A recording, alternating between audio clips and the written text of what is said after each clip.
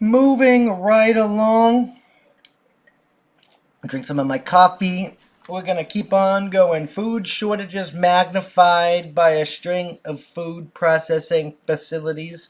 Just so you don't take my word for it, I am going to we're going to go over that how it's affecting the food shortages, because that's what it's doing. It's affecting the food shortages. And I got a box that I forgot to throw away with my dog's sunscreen over there. Oh, are you okay, pup? I'll be right back. And I'm back. Sorry, the dog's been sick, as you guys have been paying attention. If you watch those of you that are religious viewers, religiously view us, like you view us all the time. I don't know the better word for that. She's doing much better, but she has been sick. So like if she coughs or something, I always take the time to check her out. But like I said, this is gonna exacerbate the food shortage problem that we've been having. So let's just get right into this article, because yeah, this is how winning is done. Exclusive food shortages well, I mean, this is not winning, but you get what I'm saying.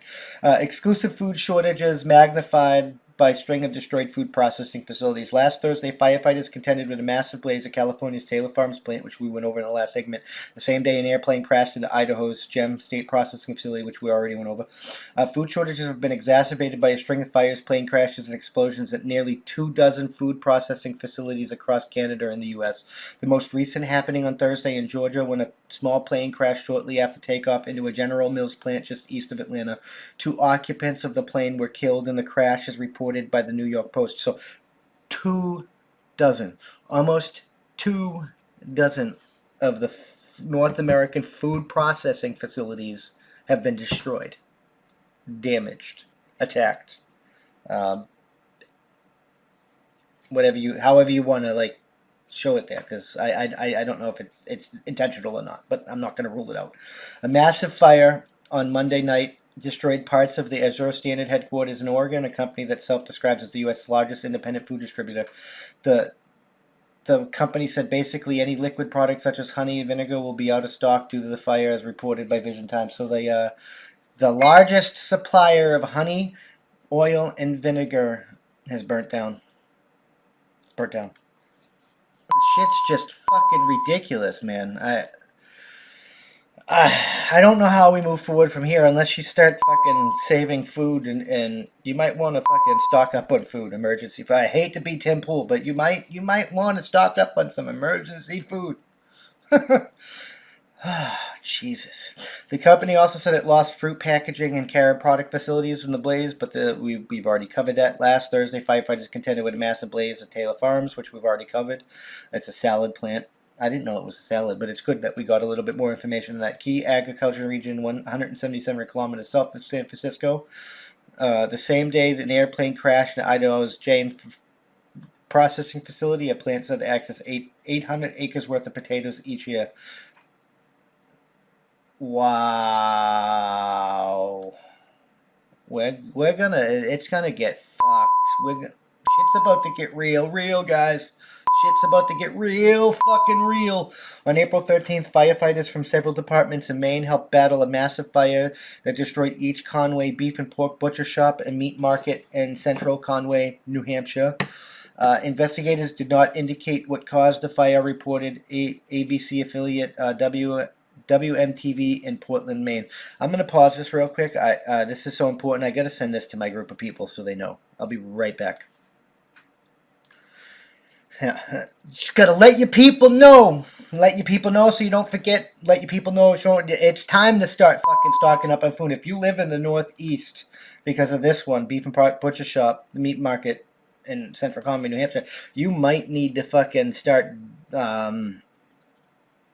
preparing for hunting your own food, preparing like this shit's starting to get real fucking real here. We're starting to lose food processing capabilities that are already shorthanded because we didn't produce enough food because of lockdowns and stuff. This next fucking round, when all the food that we currently sold off the shelves or whatnot, and we start processing food for the next fucking cycle, it's gonna be severely limited, bro. So I would just get ready for that. Investigators did not indicate what caused it should have fucking indicated. Well, we're not even gonna fucking figure it out. We're just gonna Stupid. In March, KTV reported a major fire in the forced closure of the Nestle plant in Jesboro, Arkansas. The plant makes frozen foods, particularly Hot Pockets. I'm not sure that really fucks with us. Nestle's a shitty company. That might be just karma, but it is what it is. The frozen food plant announced its plans for $100 million in expansion last year. It's like fucking food plants bog burning down and shit. The Pepscott McCrum potato facility in Belfast, Maine was also destroyed by fire in March. Official believes a deep fryer was behind the fire, as reported. News in Canada, fire crews and paramedics responded after an explosion at the Centre de Valorcine de Laminate d'Industrie, an industrial food preparation and processing facility in Sherbrooke, Quebec. 5 people were injured in the March explosion, and this turned into a major fire. Like, even in Canada is being attacked by this shit. And in late March, a fire at the Maricopa Food Pantry, a food bank in Arizona, saw 50,000 pounds of food worth of food burn up, and yet another blaze in the Texas-based Rio Fresh severely damaged the onion processing facility. These are some of the things that we've already been talking about. It's gone in a little bit more detail, but this is fucking major food infrastructure gone. Major fucking food infrastructure gone. In February, a portion of Wisconsin River Meats was destroyed by fire, according to Channel 3000 News. The Mountain-based company said the old portion of its plants was a total loss from the fire. Another fire in February, sparked by a boiler explosion at a potato chip plant south of Hermiston, Oregon, sent several people to the hospital with minor injuries. The Shearer's food plant, as reported by the Oregonian, supplies much of the western U.S. with potato chips and corn chips. I mean, that's not a complete loss. That's not really healthy for you anyway. But you see where I'm getting with this. Like, it's onions, oil, vegetabling, and beef, pork. These are all going to be, the shortages are going to increase. The prices are going to fucking skyrocket because of the shortage in supply and the increase in demand. And you might want to start stocking up on the things that are non-perishable that you can keep for long term now before this shit becomes a fucking problem, because this shit's going to become a fucking problem. Like, there's no way in hell we don't feel the effects of this. We don't suffer the effects of what's going on here. I'm just fucking saying. Thank you for checking out this clip of my Thought of the Day podcast. You can catch this podcast every Tuesday through Friday at that'sonpoint.info by 5 p.m. Eastern Standard Time, because that's how winning is done.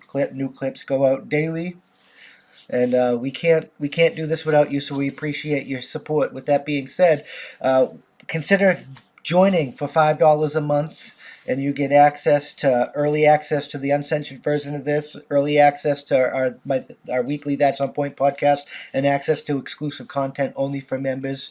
All the money that we receive is going to go funnel back into this to hire more journalists and do more things for you guys, because that's how winning is done.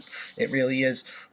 We got a merch store and stuff. You can help there, and if you can't help via money, you can always just leave a comment, and share this out there, because that helps us more than you can immensely know. That's the best way to help. Just leave a comment, and share. And if you're listening to us, leave a review. Leave a good review. Help us boost us in the podcast ratings and get us up there, because that's how winning is done. We'll see you in the next one. Peace.